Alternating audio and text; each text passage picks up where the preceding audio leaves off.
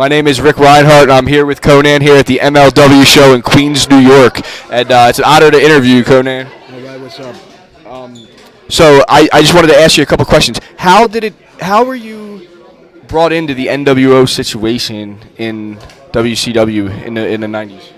I used to hang out a lot with Hall and Nash. I used to drive up with them from town to town with Rey Mysterio, and when they were gonna, how did they get me? Oh, so they just told me one day they wanted to put me in the NWO, but Eric didn't want to because there were too many people, which there were.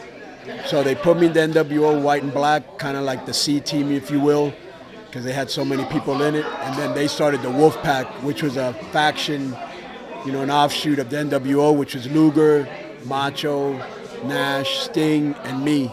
And so then the Wolfpack is like really where I was really, they gave me the most shine. Mm-hmm. Yeah. So who are maybe like the top 5 favorite people in the wrestling business of all time that have really helped you out? Eddie Guerrero for sure. This guy Super Astro, who's one of my teachers. Rey Mysterio Sr., who's one of my teachers. Negro Casas, who's a legend in Mexico. And when I got to United States, I think Nash, Hall, and X-Pac really helped me out a lot because I didn't know the American psychology or even how to work American style. So they helped me on American style. Jericho helped me a lot too. Yeah. Wow. Who would you say is involved in your greatest match of all time? I don't know what that would be. I've been in a lot of good ones and a lot of bad ones, but some of the best matches that I could remember are the ones I made the most money in. With this guy in Mexico called Perro Aguayo, another guy called Cien Caras. But I think I had a lot of great matches with Eddie Guerrero when we first broke into the business in Ciudad Juarez in Mexico. Some of that shit is on YouTube, really cool shit we were doing back then. Anytime you wrestle with or against Rey Mysterio or Chris Benoit or Psychosis, that was always a great match. Or Jericho, that was always a great match. Disco Inferno, I had a lot of good matches with. Scott Hall was fun to work with, yeah. Any really good ECW stories that you want to share?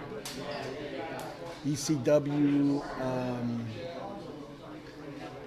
I can't remember one off the top of my head, but this is an ECW story. So Paulie had asked me, he was like, hey man, I heard that Eddie Guerrero and Love Machine are a really good tag team. I go, yeah, they won the Tag Team Observer, Tag Team of the Year. That's how good they are. He goes, I'm thinking of bringing him into ECW.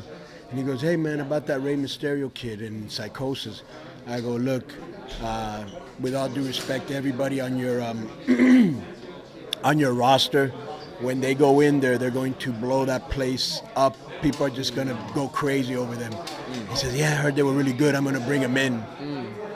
And I remember that the show wasn't even over yet, and I was getting a phone call from him because I couldn't make it that taping because I was in a TV taping in Mexico. And I was like, wow, the show hasn't ended. Maybe somebody got hurt. So I answered, and it was Paulie, and he was, hey, can I have them next week? Those guys are incredible.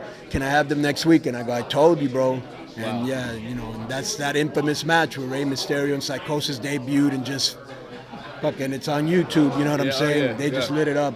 Yeah, it just gave me chills just even thinking about that. I mean, that was a really interesting time period for pro wrestling, too, like that 95, 96 era when everybody was kind of starting to surpass WWF with some of the stuff they were doing. What was it about those times that made wrestling so special? I don't know. We were just living in a different time as a society. We weren't as politically correct.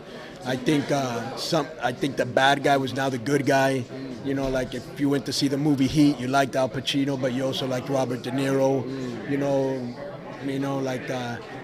Everything was changing. Grunge music was coming in. Gangster rap was very popular. It was a different time, and the fans were really wilder, and and just Paulie was so way ahead of his time. What you were watching on ECW, you weren't watching anything remotely that, even close to being that edgy.